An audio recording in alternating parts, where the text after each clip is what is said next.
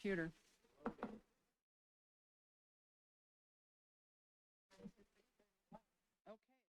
One. All right. Good evening. Thank you for joining us. Before we get started, I'd like to remind everybody about our meeting format. Tonight's Planning Commission meeting is being held in person and online.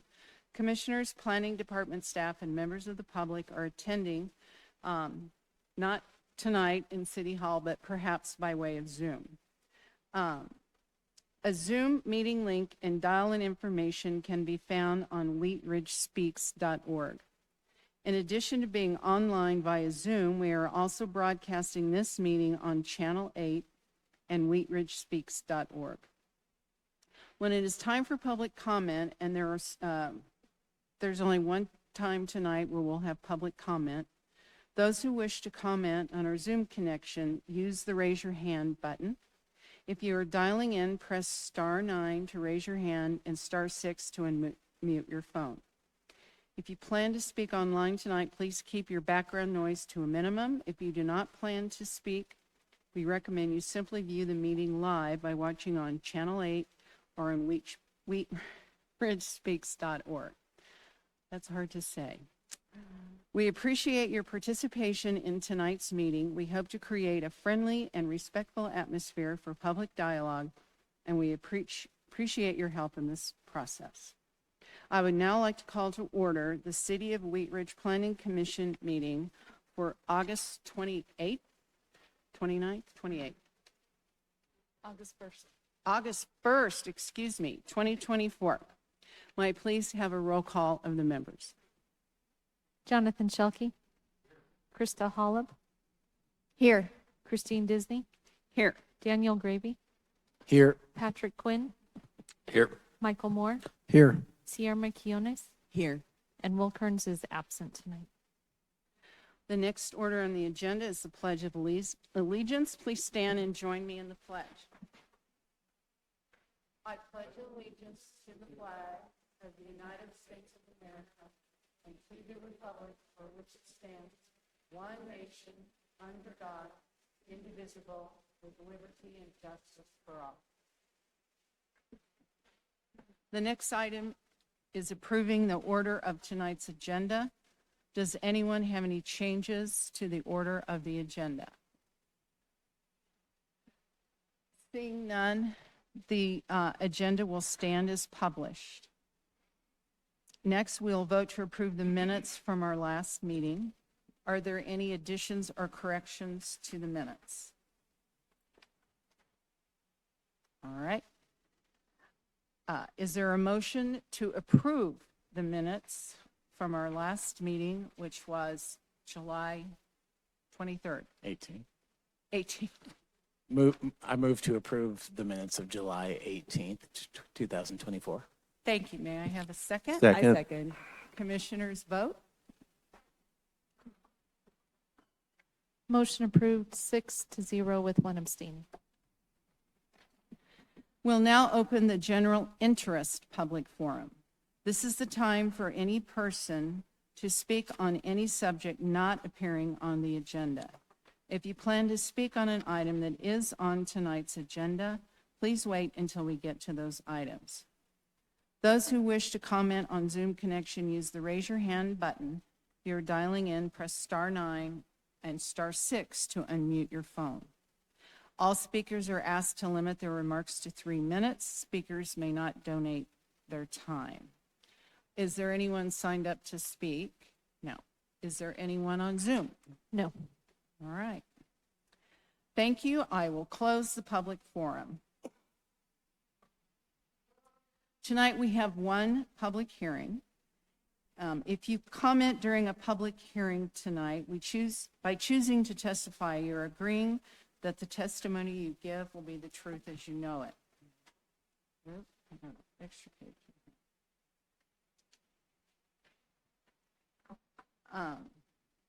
Seeing that we don't have anybody in chambers, do we have anybody on Zoom that wishes to speak? No, nobody. Okay. All right, I'm going to open the hearing for Case number Z0A-2404. Commissioner Hollop, would you please introduce the item? Sure. Case number ZOA 2404, an ordinance repealing and reenacting Article 5 of Chapter 26 of the Wheat Ridge Code of Laws concerning the city's landscaping requirements and making conforming amendments therewith. May we please have a staff report?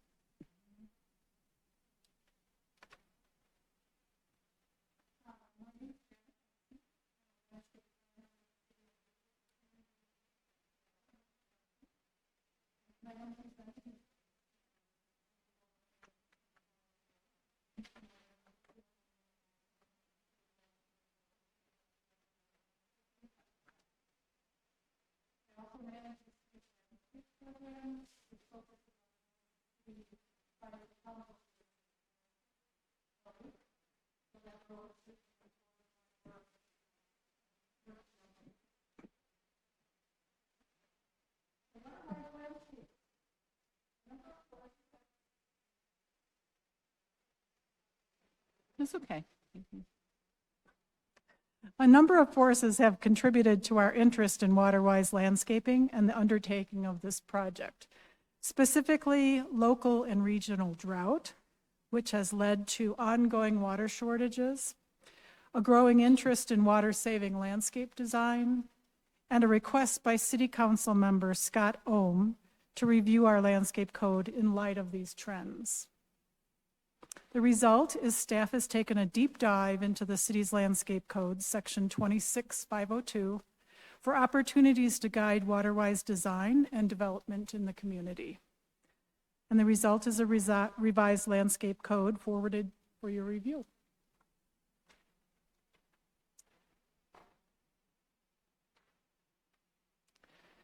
So a little background. As noted in the staff report, much of the existing landscape code has remained the same since 1979, with one major repeal and reenactment in 2001. Some requirements are outdated, and others can be hard to decipher due to formatting issues. Regional water concerns and local area growth and development have contributed to a very heightened interest in water-saving landscape design. And this interest in outdoor water uses is warranted, as it is reported that it comprises that use of landscape water comprises roughly 60% of residential water use and as much as 80 to 90% of water use when including commercial and agricultural uses. With this update, we hope to actively reduce water consumption, encourage water efficiency, and establish stronger links between water supply, land use planning, and site design.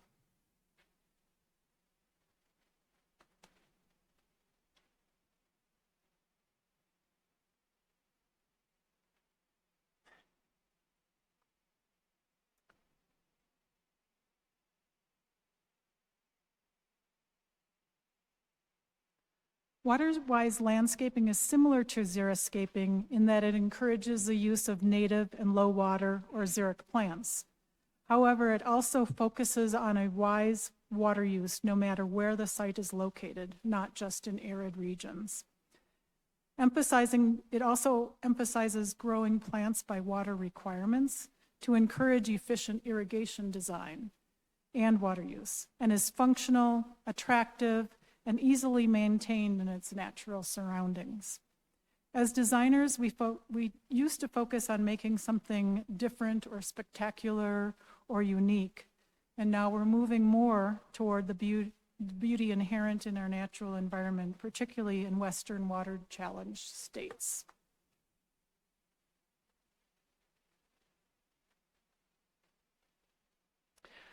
Proposed changes to the code were discussed at the June 2023 and February 2024 City Council study sessions, where Council supported a review of current code and staff's list of proposed updates and additions.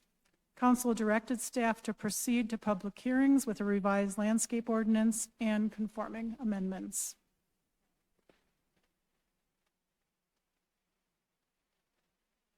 The proposed code amendment modernizes, clarifies, and updates design standards and requirements. It promotes the principles of water-wise landscaping.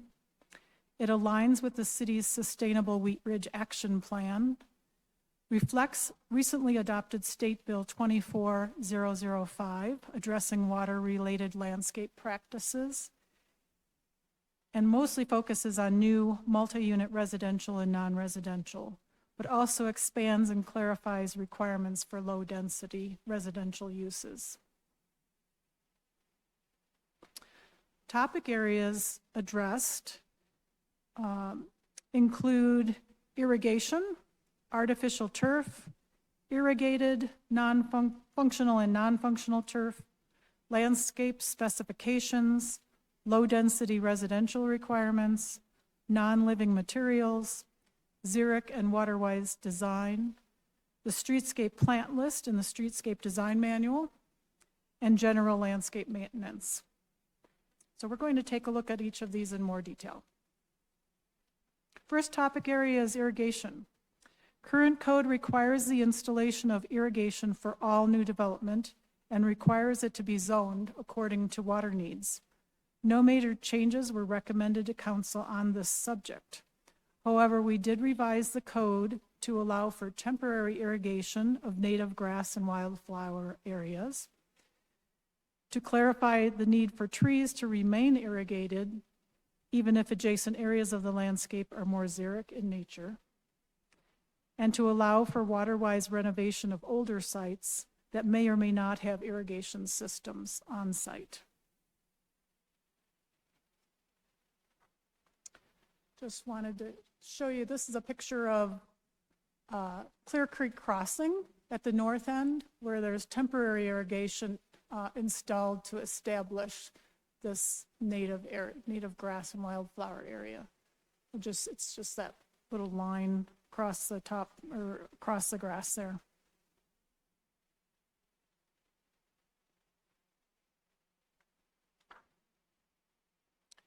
Second topic is artificial turf. Current code prohibits artificial turf in low-density residential, multi-unit residential, and non-residential districts.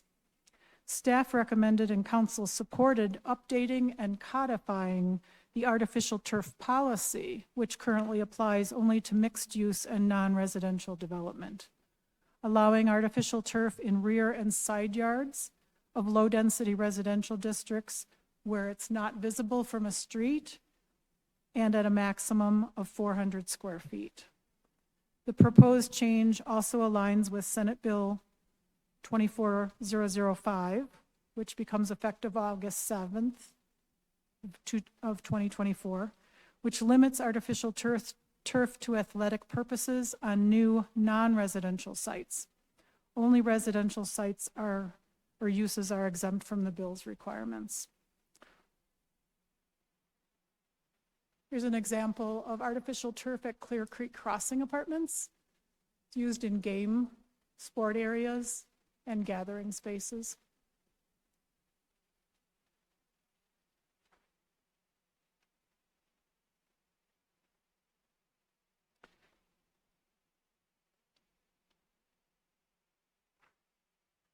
Third topic area is irrigated, functional, and non-functional turf. This topic actually covers a lot of ground, literally.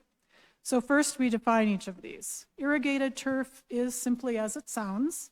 It is sodded or seeded grass or lawn areas served by a functioning automatic irrigation system to maintain healthy growth. This can be used for active or passive recreation, gathering spaces, or simply to bring green to a built environment. Functional turf, on the other hand, is turf that is located in a recreational use area or other space that is regularly used for civic, community, or recreational purposes, which may include playgrounds, sports fields, picnic grounds, amphitheaters, portions of parks, putting greens, and the playing areas of golf courses. Non-functional turf is defined as turf that is primarily ornamental and not functional, such as that located in a street right-of-way, parking lot, median, and transportation corridor. Non-functional turf does not include turf designated as part of a water quality treatment solution required for compliance with federal, state, and local agencies.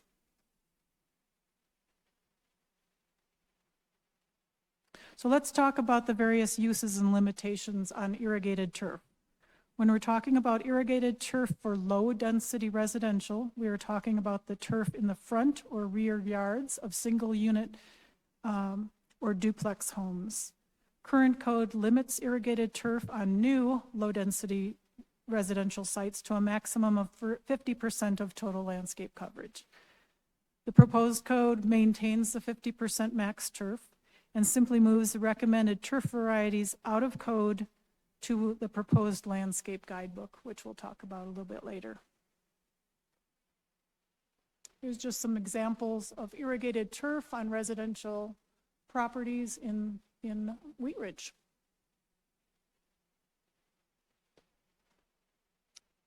On low density sites.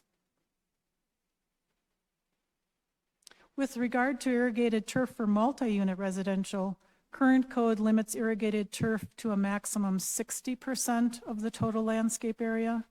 Staff recommends, and council agreed with, reducing the allowable area to 30% of the total landscape coverage in line with current non-residential limits. Recent development projects have already proposed reduced turf areas to reduce water use, with some coming in as low as 10%.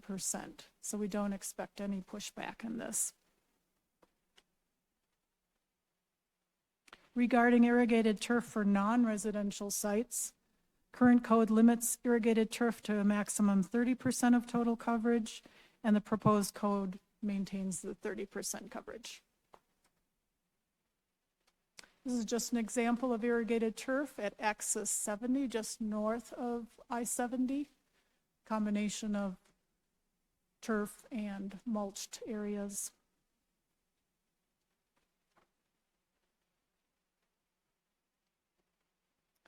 Regarding functional and non-functional turf, these are newer terms in the planning and landscape environments, and our current code does not address either of these. Staff recommended and council agreed to adding definitions and limitations for non-functional turf to the landscape code. The proposed code defines functional and non-functional turf, limits the use of non-functional turf in new multi-unit residential and non-residential developments, not low-density residential. And although we are already working on this, it aligns with the recently adopted Senate Bill 24005.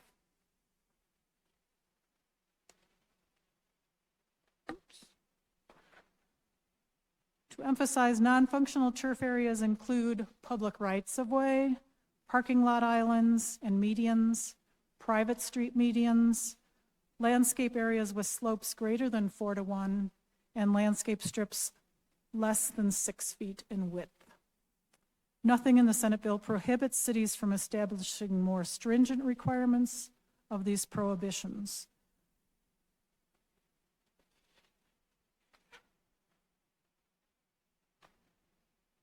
This is just an example of non-functional turf in a public right-of-way. That's over adjacent to Applewood Shopping Center on 38th. And just in that same shopping center, just an area of non-functional turf along Youngfield at the parking lot.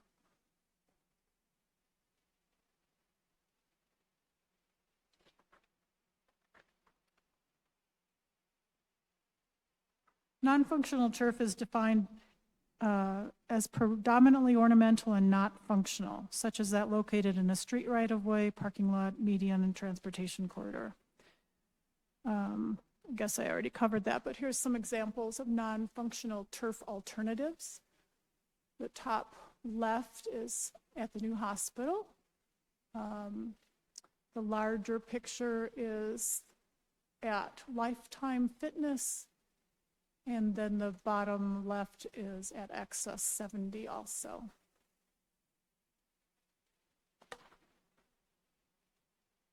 With regard to landscape specifications, current code does not fully align with industry best practices, and additional specifications were needed to guide the expanded role of mulches and other surface treatments, particularly in water-wise designs.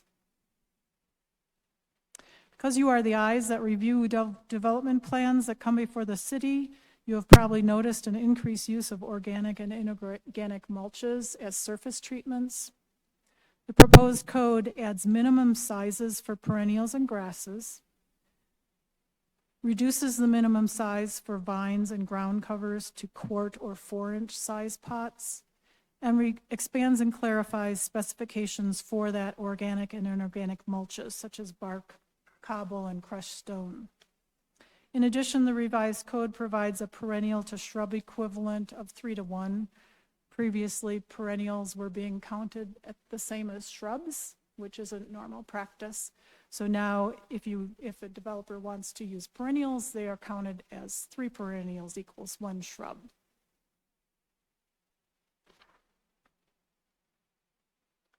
With low-density residential, current code provides little guidance regarding landscaping of single-unit and duplex residential properties. In order to maintain a balanced landscape, proposed code provides guidance and limitations on the use of organic and inorganic mulches, native grasses, and wildflowers. It requires a minimum 1/3 live plant coverage in front yards, and clarifies renovation requirements when transitioning to a xeric or water-wise landscaping, such as requiring the rock and stone or wildflower areas to be an intentional part of the overall design and balanced with live plantings. Council has directed staff to create a landscape design guidebook to provide more detailed information about district-specific requirements, preferred plant lists, and additional water-wise design guidelines. These are examples, again, from Wheat Ridge low-density residential neighborhoods, the variety of things you might see using organic and inorganic mulches. The one with the larger area of turf was in a backyard. Their front yard was completely turf-free at that home.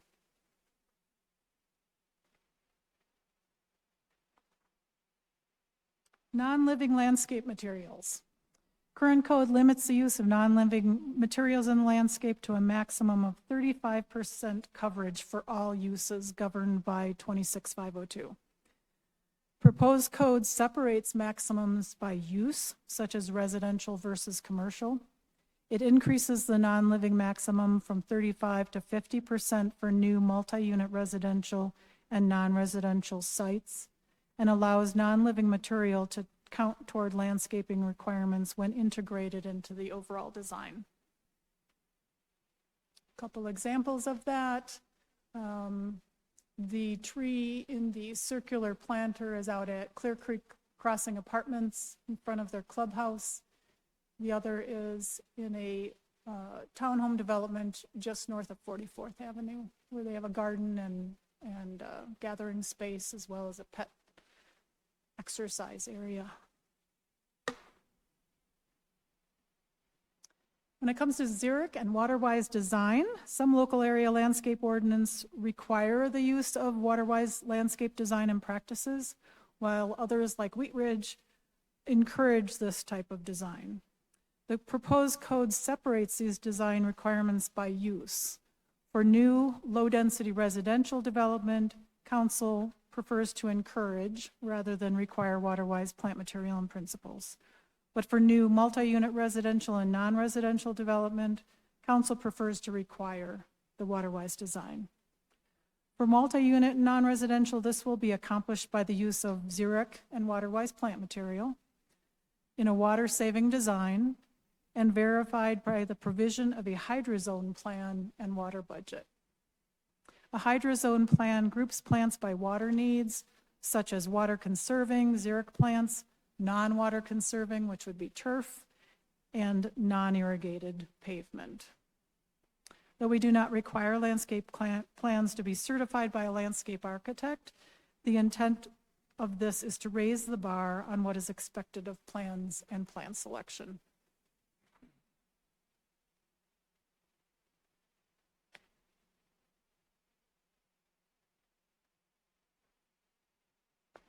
Oh, yes. For multi-unit and, I'm sorry. This is just a sample corner of a hydrozone plan. It would be hard to show that on a slide of any detail, but it just shows that if you can see, there's a legend at the top that has 3 different like hatched areas. That identifies areas on the plan that are for low, moderate, and very low water need. And then that area is calculated and provided in the use charts. And then also, as you've seen in a code possibly, if you've looked at it, that is then required to be provided in a chart to give us percentages and a total gallons used on site.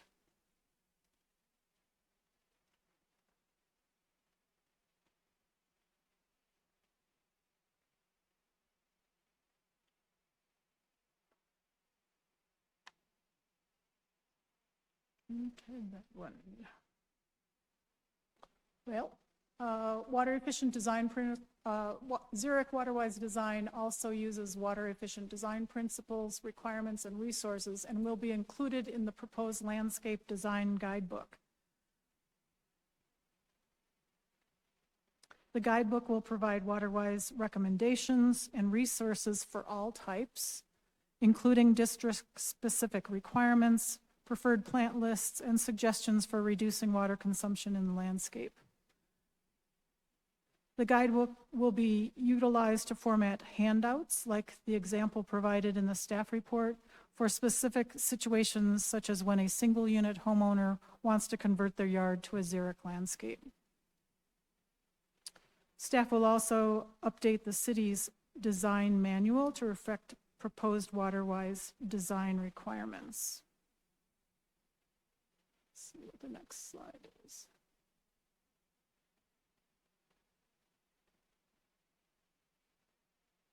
So this was included in your packet, but this is just a mock-up, not the final design, but the mock-up of what a handout would look like that we could provide to people that want to renovate their yards.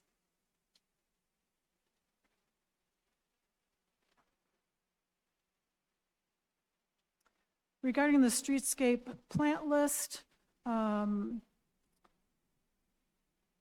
that would be included in the streetscape design manual. It's currently, there is a limited list in there. As part of this update, the list of acceptable plants will be expanded greatly to more fully reflect WaterWise design and plant material. The update will include an expanded list, as I've stated, and identify prohibited and noxious plants, provide additional information on organic and inorganic mulches, include approved alternatives to turf in the streetscape, reference CSU and Denver Botanical Garden lists, and reference Colorado landscape construction standards and other water-saving irrigation guidance.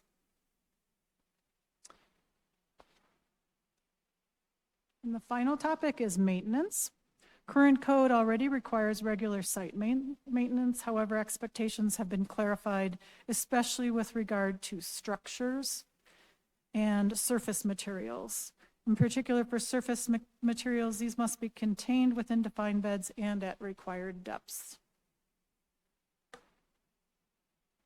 The maintenance section also requires regular inspection and maintenance of irrigation systems and the removal of temporary irrigation systems after successful coverage of the primary material, such as turf or native seed and wildflower areas. And it provides an approval process for changes to an existing landscape to allow for more Xeric and WaterWise renovations.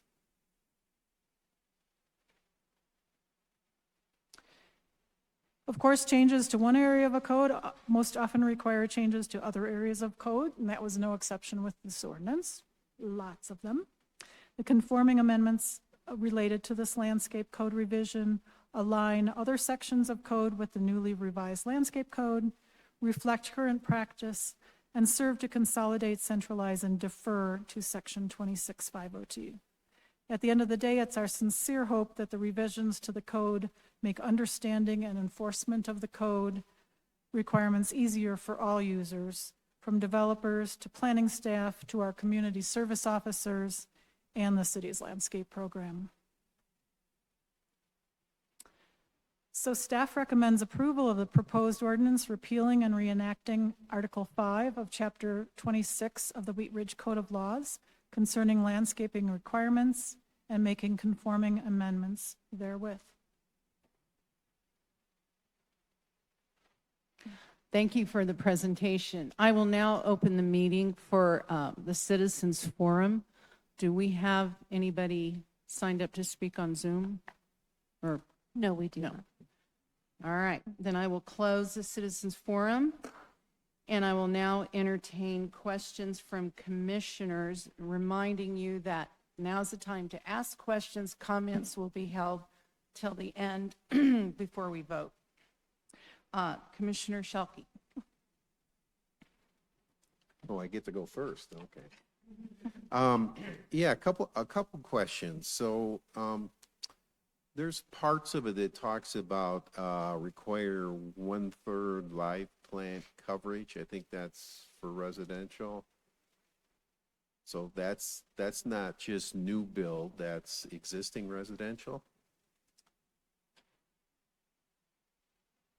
That, It would just be new. So existing landscapes do not have to conform to that. It would be if you go to do a renovation. If you are an existing site, then it would apply. But otherwise, it's just new development. Okay, well, maybe that should be made a little clearer, because it didn't sound like that when I read it anyways. okay. Also, you had that issue about the artificial turf and that was restricted to the side in the backyard? Is that correct? Why is that? Why not the front yard?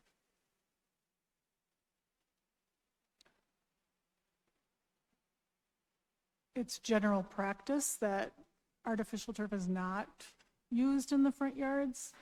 And I guess we got the feedback that it was not desirable to allow in the front yards. I'll have to tell a couple of neighbors that I have about that. Well, It was a specific council directive. Okay. Yeah, and I would add to that, just in terms of, one of our neighbors does have artificial turf. I'm in a different city, of course, but their entire yard is turfed, and when a repair is needed, sometimes it doesn't look that good. You end up with a variety of duct tape and other sorts of materials, unfortunately. So it's also an aesthetic, I think. Okay. and a lot of our work regarding low-density residential, like single unit, was to encourage attractive, healthy, for the environment alternatives to that. There are really better alternatives than artificial turf particularly in front yards.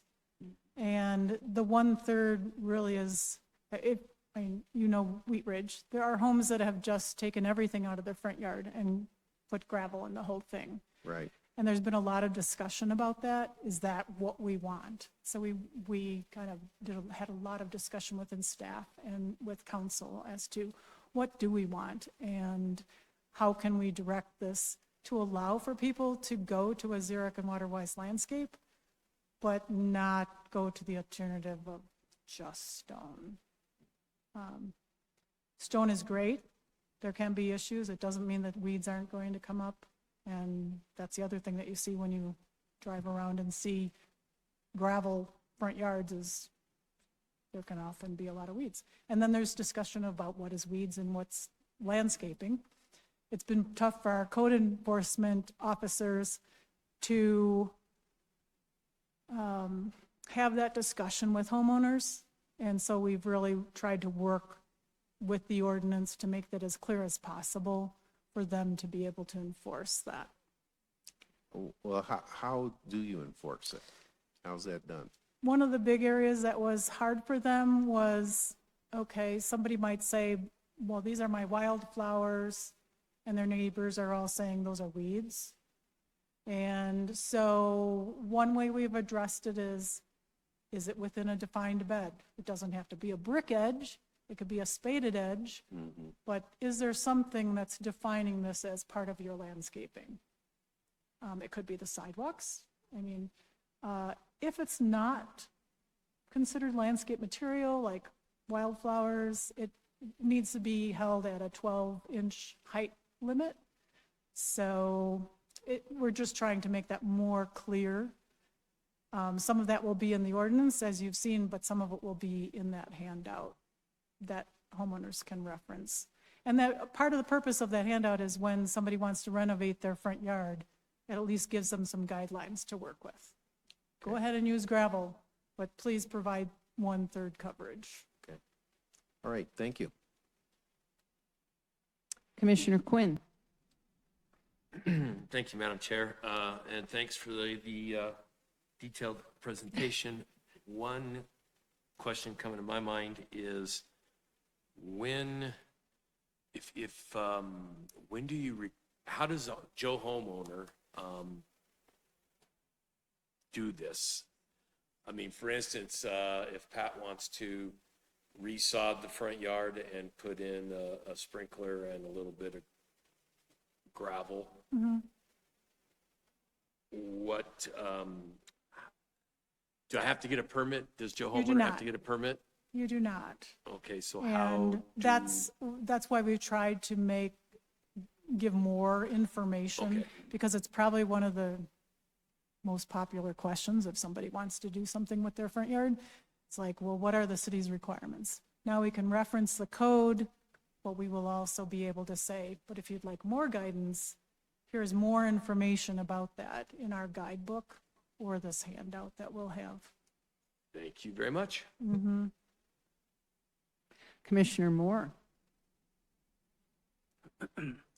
Actually, I just wanted to say thank you for clarification on the artificial turf. I did have a few questions. Sure. Sounds like we got those answered, at least for me. So thank you very much. Okay. Commissioner Hollick. Thank you for the presentation. My parents were landscapers, so I have lots of questions. Good. So it sounds like a zoning permit is never required for single-family It is not. residential. Okay, thank Yes. you. And then on the definition for artificial turf, is it in the non-living category, or is it not categorized as living or non-living? Because I was trying to understand if it was part of the 50% non-living. We've worked on this for so long and had so many discussions about it, but we did get your questions, and it is non-living. Okay, so there's the 400 square foot requirement, as well as it has to be under the 50% requirement. Is that correct? Well, the 400 square feet limits the artificial turf. Yep. Non-living has to, That's where the 1/3 and I think- 2/3 comes in. Yeah. So 1/3 is required to be living plant material, 2/3 of it can be non-living. but that's only. That's only for the front yard though. Right. So technically for low density residential, it wouldn't apply. Like we wouldn't be looking at your landscaping in your backyard Yeah, we as don't, counting towards any requirements at all. yeah. I thought there was something in here about 400 square foot area for turf, but because that's only rear or side yards, it doesn't apply. That's correct. So it doesn't need to count as landscaping because we're not checking if you have landscaping in the Got it. backyard. Okay, thank you for that clarification. To your anecdote about homeowners just graveling their whole front yard, when is that considered a driveway versus their landscaping? That is another question that code enforcement has asked about. That's why we were trying to clarify defined bed, because a gravel drive can just kind of drift into a larger area. That's a good question. So for driveways, we require the first 25 feet to be paved. So we'd probably continue that on, and it'd be like the width that you would need for the drive space alone, and then we'd count the exterior as non-living. Is there a maximum that can be paved? It would be Maximum width, not length, sorry, just to clarify. no, except for that you need 1/3 living. In the front yard, Oh, yeah. 25% of the gross lot area has to be landscaped for single unit and duplex. Yeah. 25%, okay. Question about the irrigation system. I was a bit confused about whether all new development required irrigation or if that was limited, as it looked like it used to be, to just non-residential or non-single family. Low density just requires it in the front yards. But everyone. New low density. New low density Does across the require board. it. So that's a change from the past, is that? It is not a It's not? change. It is not. So the way it lives in the code right now, it is technically required, but it's hard to understand our current code to know that. So this clarifies it, makes it feel a little more stringent, but it's not changing anything from existing code. Okay, because here it says high efficiency sprinklers except on individual single unit and duplex residential lots. I'm looking at section 26-502C5. It's on towards the end of the packet, page 2 of 5.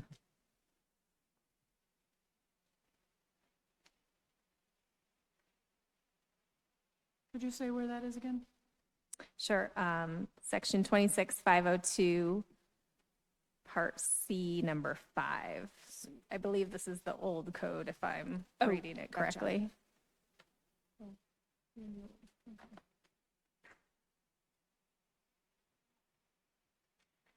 This is the old code. Right.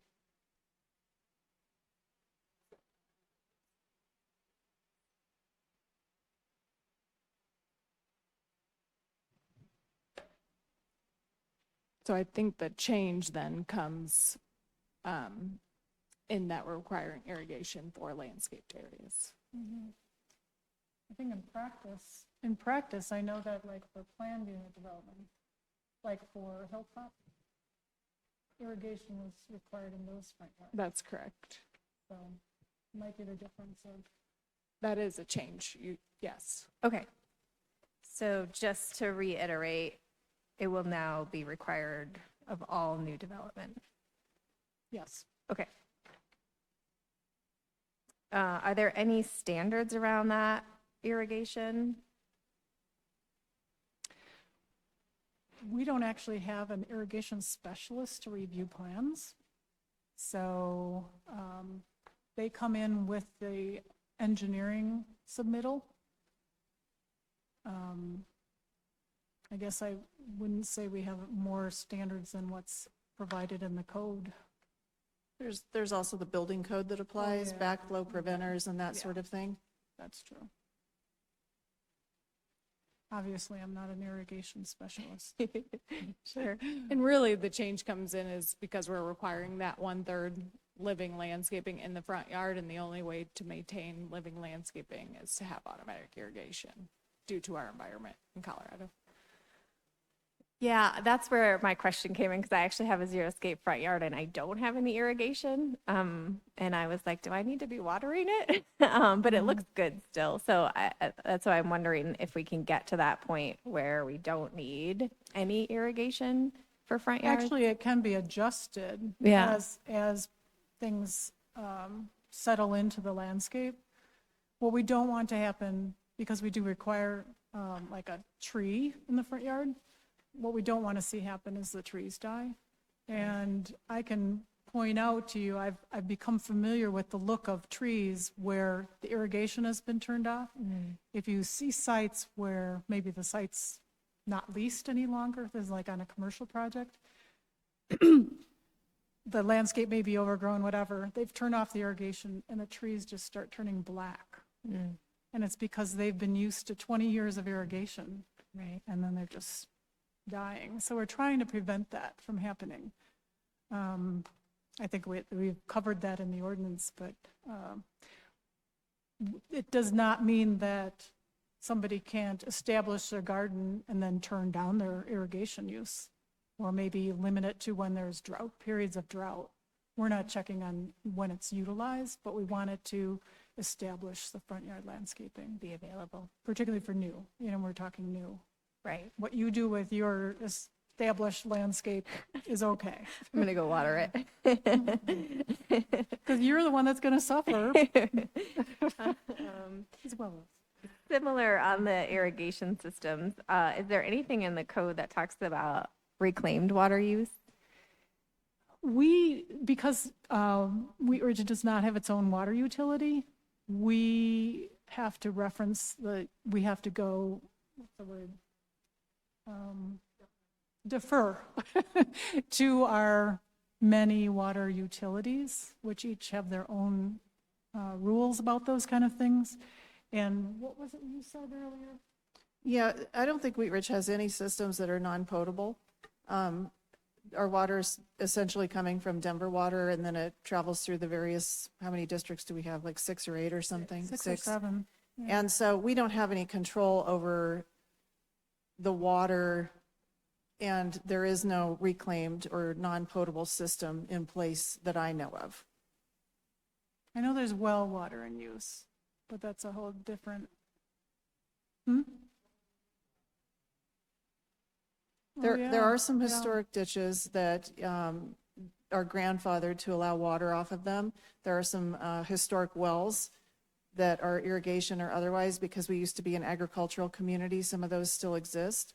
But typically, a homeowner or a property owner cannot get a new well permit unless there's a bunch of stringent requirements, like it was platted before 1976 and it's so big, and there's a bunch of different requirements that the state regulates, actually.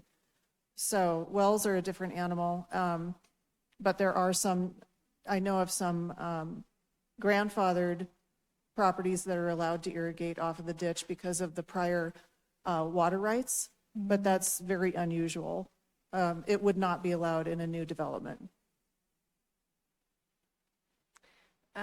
What about rainwater collection and use? We don't have any prohibition from doing that. And I believe the water districts do let you.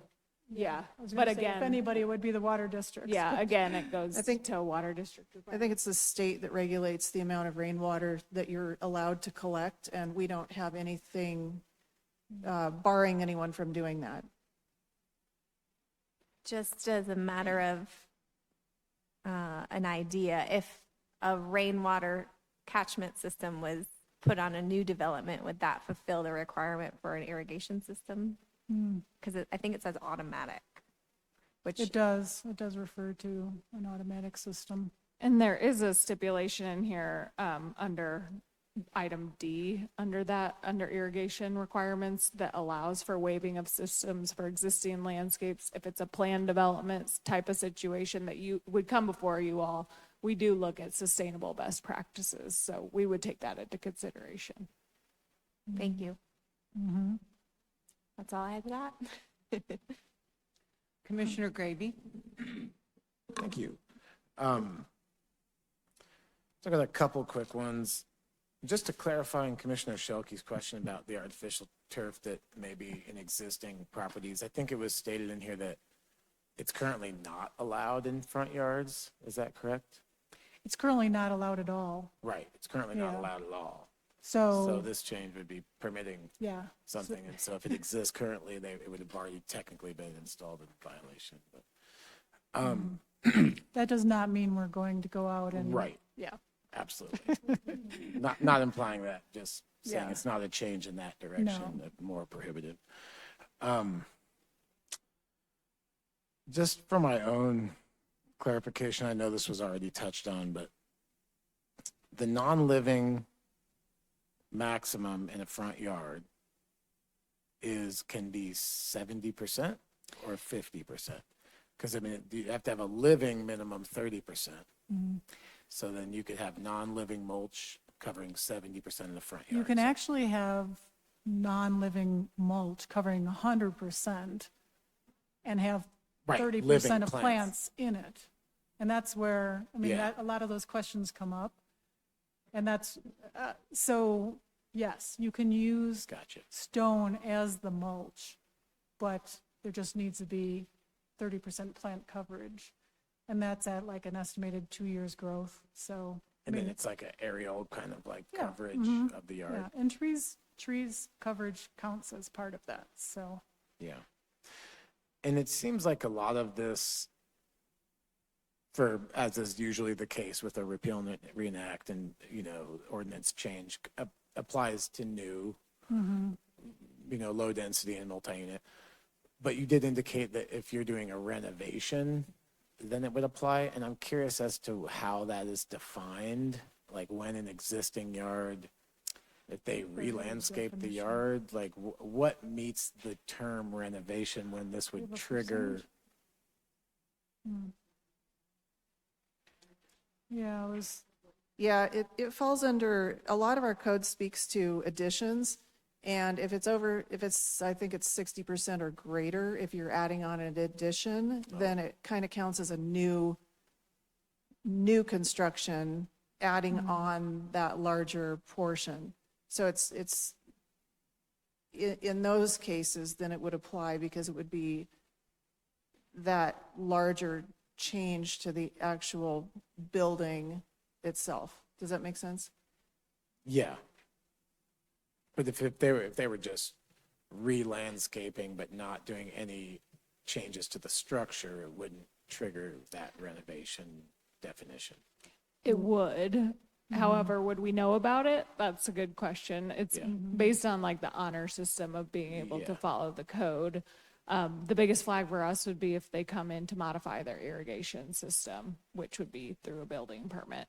That's when we would notice it. Otherwise, it's just, we depend on folks to follow the code. Okay. And are you talking about the low-density residential? Is that kind Correct. of where you're headed?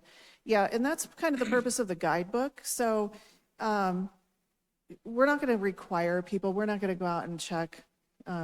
We just don't have the staff to be doing that. But the guidebook is intended to really help people, because there's a lot of people that come in and they say, I want to learn more about low water landscaping. We don't have anything right now.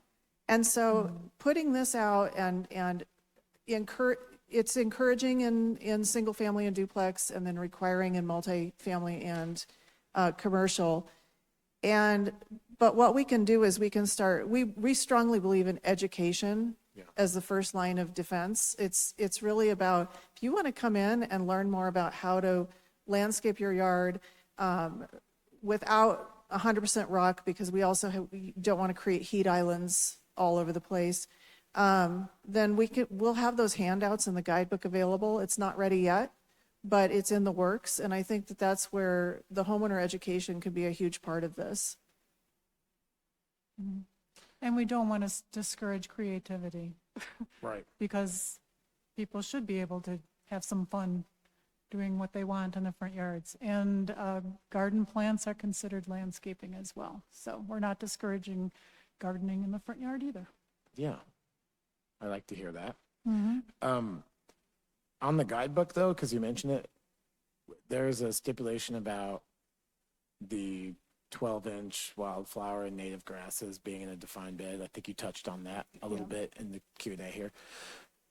Is the guidebook going to indicate which types specifically fall into that category, or is that going to be determined by just after the fact? It's kind of, you know what I mean? Like, is there guidance as to some grasses, native grasses do not reach 12 inches typically? And that's fine. And in that case, because they're not considered turf in this definition, as far as I understand it, you could have a full yard of fescue or something that is a 4-inch native grass, for instance. Yeah, and that and wouldn't that's be not going to be a problem unless the grass is get to 12 inches. This is it's really code enforcement that runs into this. Yeah. And, you know, they're like, just cut things down to 12 inches and we won't bother you. Right. And they would usually, my understanding is really only be addressing it if there was like complaints about the Right. yard or something, Yeah. in most cases. And that's the same with us. Yeah.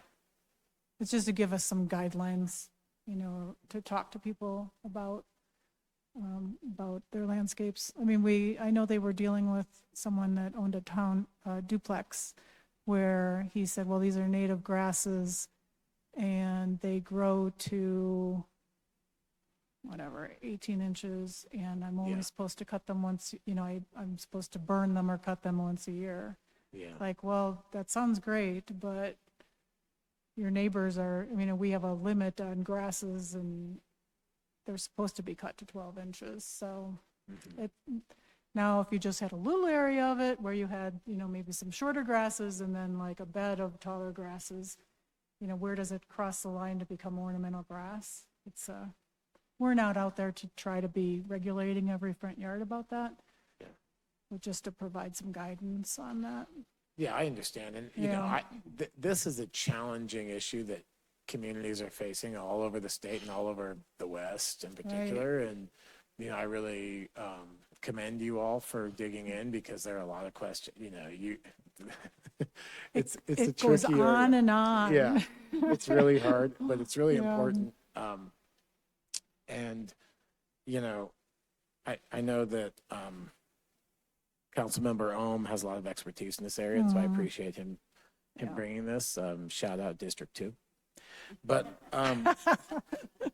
the other question I did have, because I thought that the budget was kind of an interesting inclusion for the multi-use. Water budget? Yeah. Mm-hmm. I know there's a community that's doing that actually in single family in southern metro area too, which is kind of interesting. But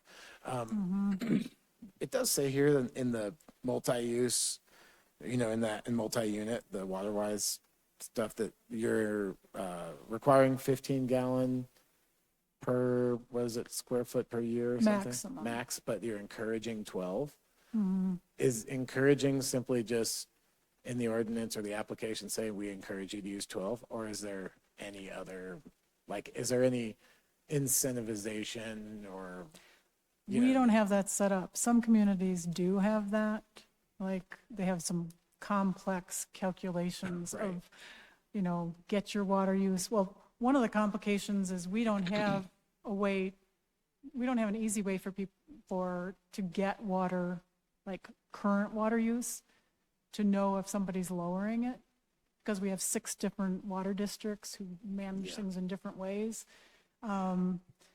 So we looked at a lot of different ways communities regulate this, and some regulate to 12, some regulate to 18, we're trying to pick something kind of reasonable, because we haven't even been regulating this previously. And I'm happy to add to that because I've worked in a community that required hydrozone plans to come in with the landscape plans. And there's a couple of benefits. The 18 was set because sod, typically bluegrass sod is the 18, right? That's like your highest water usage. And so we landed on 15 because that's pretty common practice. So anything above 15 is probably going to be sod. And then the lower rates are based on best practices across the industry of what, you know, if you have a completely native grass that you're just going to irrigate to get started, and then you stop irrigating it because it's buffalo grass or something that's going to not need the additional irrigation, that falls into the 0 category pretty much. And so some of the shrubs and ornamentals and things like that might fall into the 3s, they might fall into the 10s. I can't remember if it was 10 that we landed on. But anyway, the benefit of this is it's sort of like a lighting plan. When they give us a lighting plan, you can look at it and see that it's 0 or 0.1 foot candles around the perimeter of the property. And it's something that we can go off of for code enforcement and for the review of the plan set. And rather than Janet, for example, going through each plan set and trying to figure out okay, this plant uses this much water, that plant uses that much water. The point is to get folks, and the landscape architects out there, and even people who are not licensed landscape architects but are used to doing these types of plans, they're good about grouping plantings because it's all going to be on the same irrigation system. So if you're watering shrubs, it's going to fall in the same irrigation system. It's going to be a different one than the sod, next door to the rock and shrub area. And so what we can do is we can actually take that plan, and it shows us there is a complex calculation. It's in gallons per square foot per season, and we landed on 15. I wanted to go to 12, and that's why it says encourages 12, because the plans that I have seen come in other communities that I've worked in that use this practice usually come in between 6 and 12. 15 is actually quite high. And so we didn't want to be overly cautious, or whatever the word I'm looking for is, overly restrictive on the water use. But truly, somebody who is really designing a good xeric or low water type plan should probably be coming in around 6 to 12. And so I think that people who are willing to do this, unless they're going to, and plus we've got the restriction on not watering in the 6-foot tree lawn where half of it ends up in the gutter. We've got some things in here that are going to also help encourage, and I don't think we're really going to see too many plans that actually come in at 15 in the real world. And so I'm not concerned with the 15. I wanted to put it at 12. We said encourage at 12 or lower. And I think most of them will come in at that based upon every other requirement that we have kind of layered on top of each other. But it helps us to review the plans and say, yes, you are compliant. You've got your irrigation. It should be in the right areas for the right type of plantings. And then also when code enforcement on it, like for a multi-unit or a commercial property, when they go out to look, they can tell, this was supposed to be a low water usage area and you've got turf, like what happened? You can look at a plan and have something to refer back to. So it makes it easier on us in the long run. It's going to be one extra sheet of paper in the plan set, but it's not difficult. Even a homeowner, if they just kind of think about, okay, I want some yarrow and I want some salvia and I want some low water xeric plantings that the nursery tells them are good plantings, and maybe the guidebook will lead to this too. They're going to say, okay, I don't need as much water in this area, but I can have this beautiful turf over here for my kids to play on. And they'll start to understand it. It's not a difficult thing to understand. And so we think that it's actually a very, very good tool. That was a really long-winded answer to a short question, so I apologize. Yeah, no need to apologize for me. I'm asking a lot of questions, but I appreciate that clarification. And it kind of leads me to think, like, I notice that you're not reducing the turf percentage for low-density single-family duplex. No. And I think there was mention that because you are reducing it for multifamily new build, that they usually come in under that 30% anyway. They've been coming in substantially lower Yeah. because they're using a lot more rock or inorganic mulches.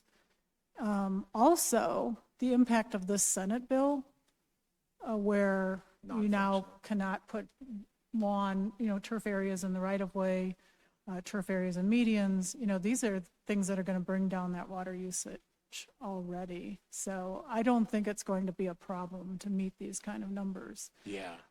My question was, Mm-hmm. are you able to determine that number for, just out of curiosity, for the new build low density? Are you seeing a lower percentage in turf on yes, new yes. build Yeah, as well? that's why we took a look at some of recent submittals, and some were as low as 6%. Yeah. So, yeah, it would be a lot of, well, first of all, it would be a lot of turf to hit 30%. Right. I mean, of the space available, Yeah. it would be a lot, and Right. they're not interested in that Yeah. either. Water's expensive, maintenance. And it leads me to my last question, Yes. colleagues.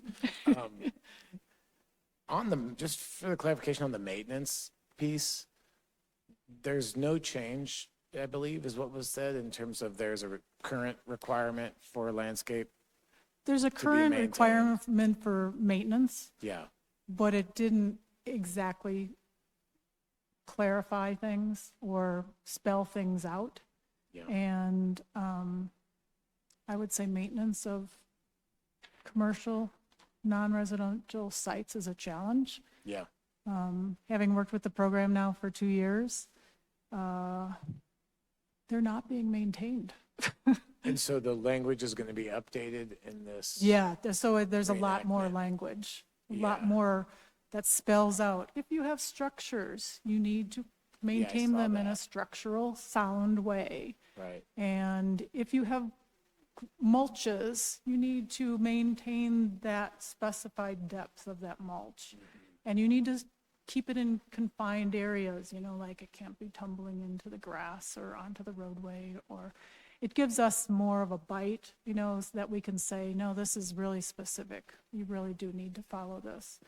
It's amazing. It's amazing to me that people don't maintain their properties, but I And you're think they're- speaking mostly to non-residential Yes, or, yeah. multifamily. Because multifamily, they have to attract people. So, I mean, that's not to say that there are not properties that aren't terrifically maintained, but there's reason for them to maintain.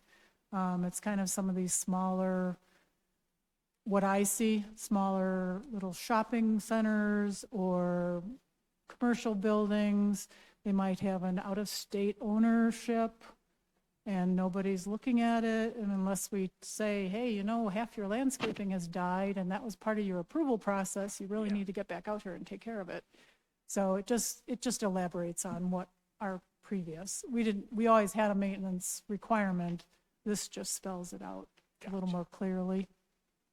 It also, another important element that came up the first year I started doing the landscape program is we have old sites that we don't have landscape plans for.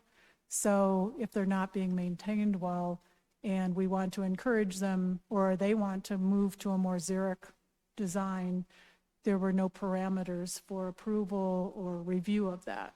So we've allowed, it's like, okay, if you don't have irrigation, maybe you could move to xeric and maybe we can help you move to something that's going to serve you and the community by looking nice. And so we've incorporated an approval process, where the community development director can approve, something new, a renovation. Great. Well, thank you very much. Appreciate it. Commissioner Quinones. I think this is going to come as a surprise, but I have no questions. There's been so many questions. Thank you so much for just giving us so much information. Everything has been incredibly thorough, so thank you. Well, thank you. It's I a am- big subject area. I have a couple of questions.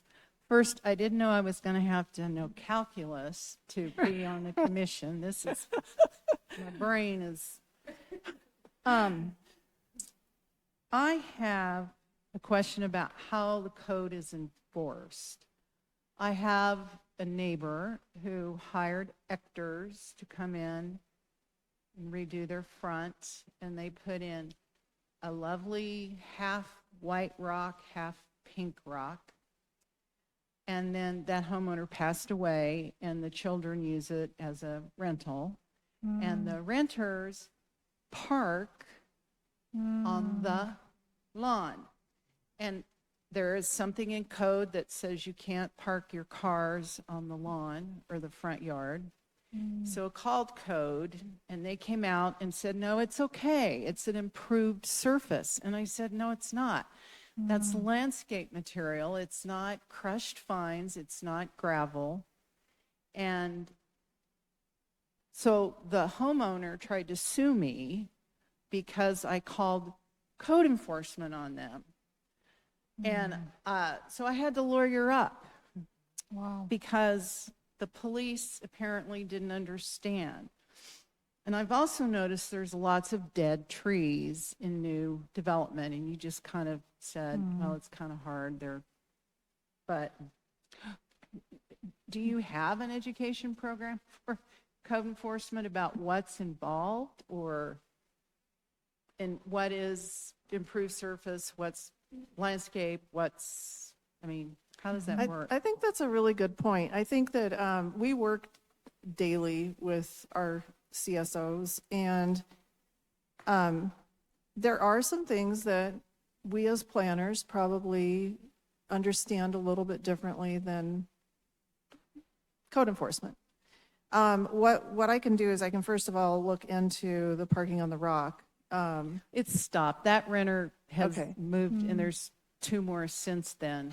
Well- But they don't, the one guy, he now and then will have like a boat on the lawn, but that doesn't last very long. It's gone. So I've just got to, but I mean, everybody else in my neighborhood has these nice little mid-century lawns, and there's this house with, Yeah. so. Yeah, there is an education piece, and I think that that's partly, again, what the guidebook's going to help with. So if somebody calls Ector's or any other nursery and you know, we'll get the word out that there is a reference guide that they can look at and learn about, and then the landscaping company can look at that as well. As far as the training, I think you make a good point, and I've made a note of it, that probably there's a few things that we need to make sure that code enforcement is enforcing the way that we understand the regulations, what we understand them to mean. And certainly I'm very, very sorry to hear that you went through that ordeal. That sounds, that's part of the reason why people don't call.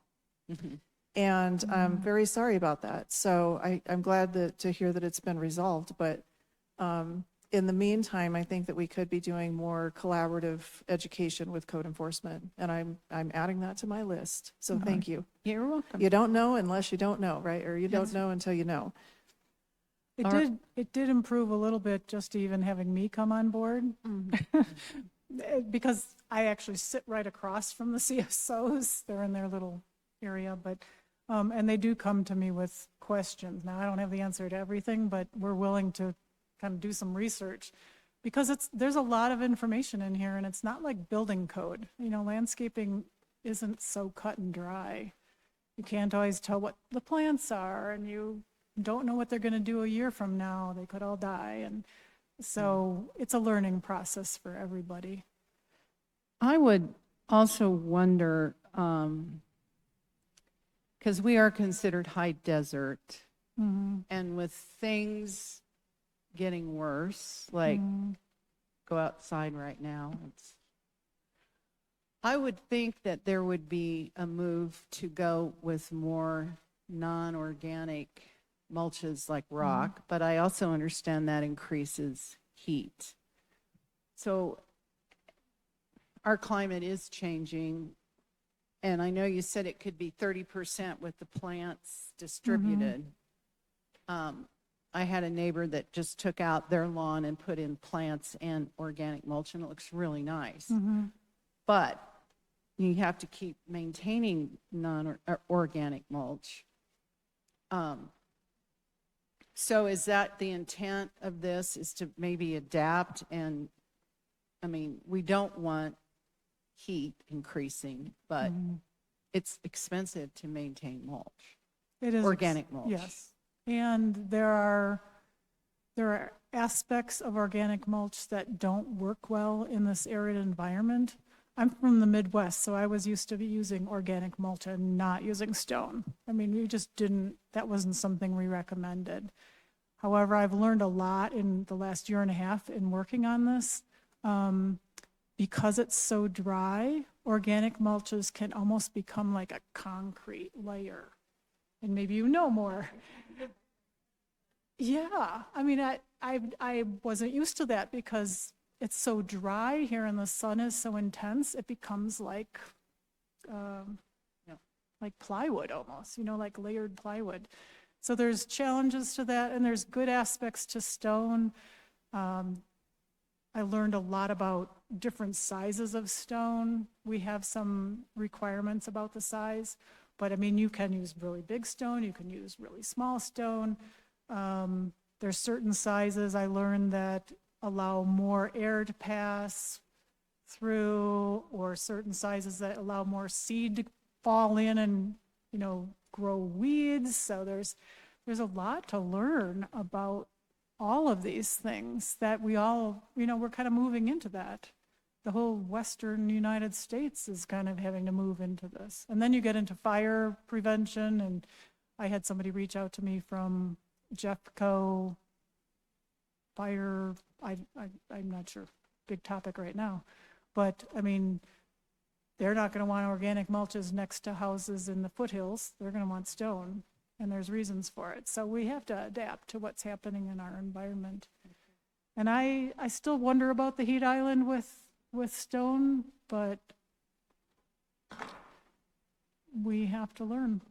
All right, thank you. And thank you for the great presentation. That was very informative, and I'll prepare next time and take a calculus class. Okay.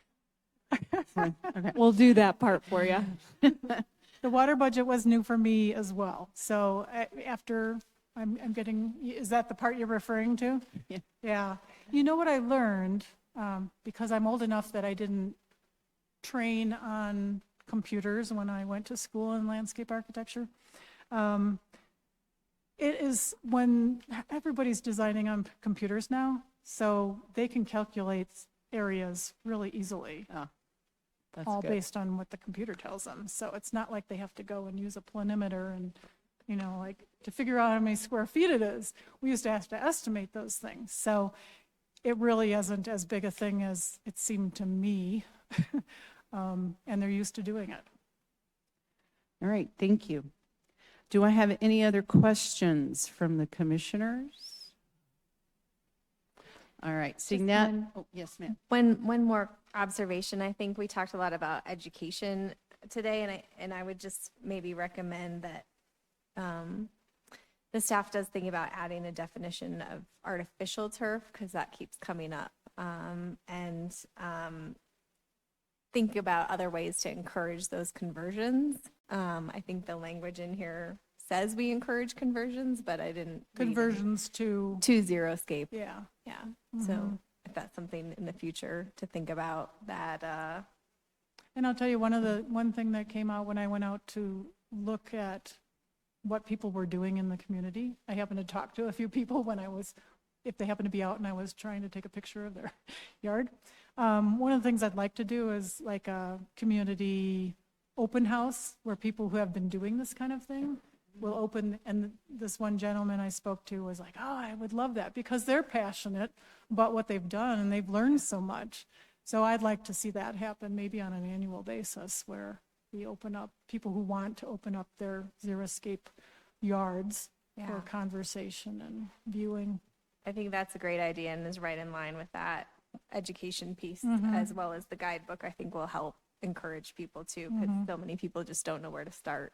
So That's generally the question. yeah, Yeah, and what am I allowed to do? yes. Thank you. All right, seeing that there's no further questions, I will now close the citizens forum for case number ZOA-24-04. I will now entertain a motion. Commissioner Hollow? I move to recommend approval of the proposed ordinance repealing and reenacting Article 5 of Chapter 26 of the Wheat Ridge Code of Laws concerning landscaping requirements and making conforming amendments therewith. Can I get a second? Second. Do we have any discussion on the motion? All right, commissioners, please vote. Motion approved, 7-0. Thank you. Do we have any old business? No, we don't have any old business, Madam Chair.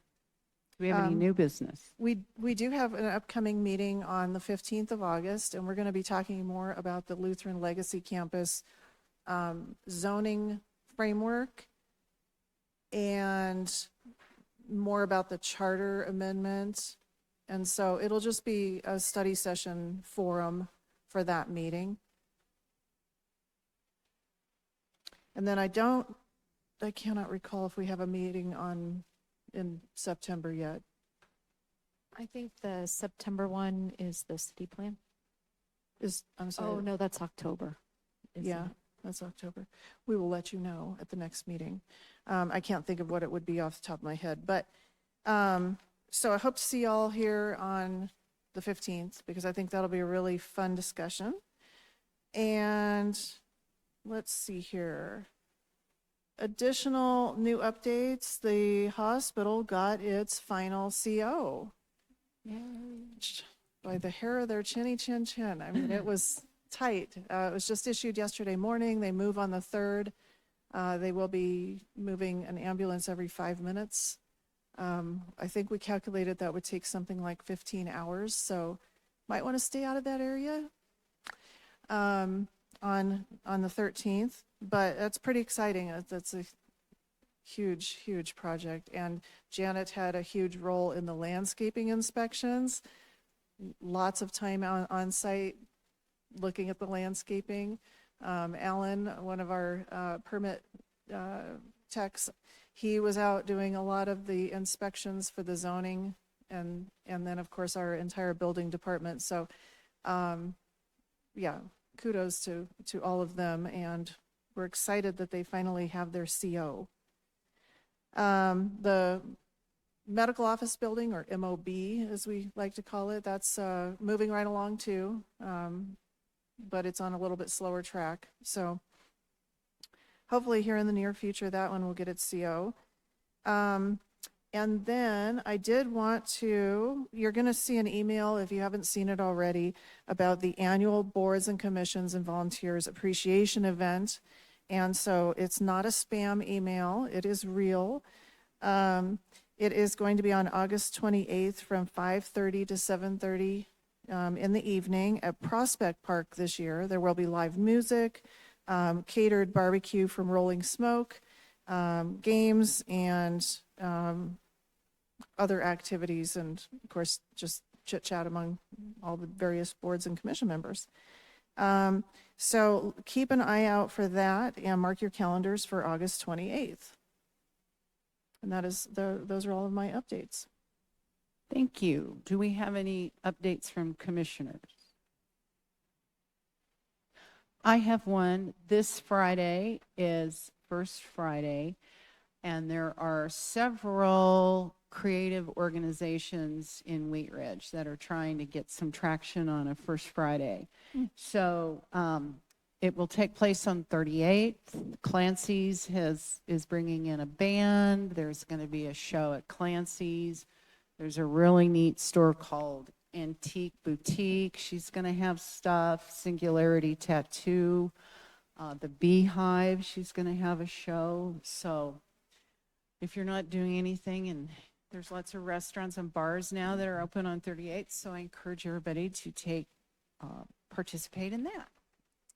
And with that, I will entertain a motion to, yes, Well, Commissioner I just Shelton. had one, in the Denver Post today, there was a article about 29th and how in Denver between Sheridan and Zuni, that the proposal is to do traffic mitigation and bike lanes, protected bike lane on 29th in Denver between Sheridan and Zuni, which I think is a great idea. I know that some of the business owners aren't too excited about it because of the parking issue, but there's got to be some ways around that. But I would encourage Wheat Ridge to take a look at that, and maybe it should go west too. Thank you. May I have a motion to adjourn? So moved, Madam Chair. Second? Second. Commissioners vote. Motion approved, 7-0. We are adjourned. Thank you.